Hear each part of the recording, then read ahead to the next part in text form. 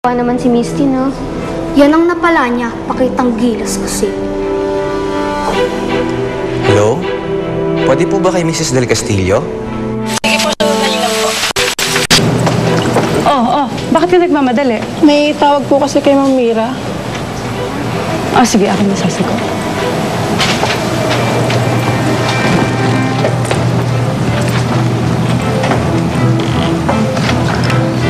Mrs. Del Castillo speaking.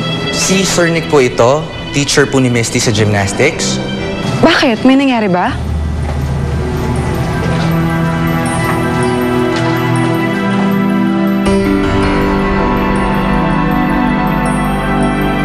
Ganun po ba? Hindi pwede si Mrs. Del Castillo? Oo.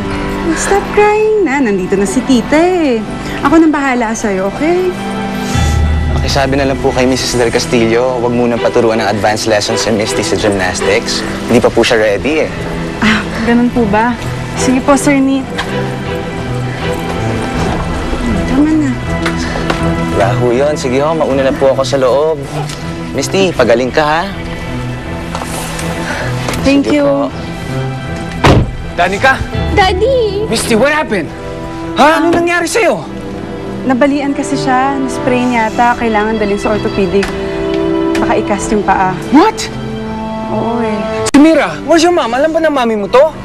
Ha? Apparently, tumawag daw yung teacher ni Mrs. sa kanya pero busy daw sa work. Alright, stop crying. It's gonna be alright. Saan kayo pupunta? Susunod ako. Sa hospital na.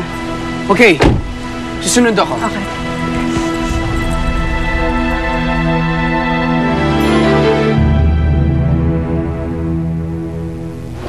Hindi mo ako pinapansin.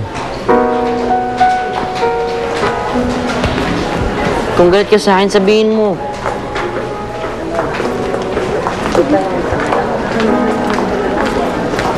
Ba't ko naman gagawin sa'yo, Nita? Ayaw mo maniwala sa akin. Di ba magkaibigan tayo? Prince, pwede ba? Huwag mo na lang akong kaibiganin. Huwag mo na lang akong pansinin. Pag nakita mo ako, please, lumas ka na lang. Pero, Nita... Prince! Ayos na naman ako mag-isa eh. Mas okay nga yun, mas tahimik ang buhay ko. Walang gulo. Kasi pag nandyan ka, hayaan mo na lang ako.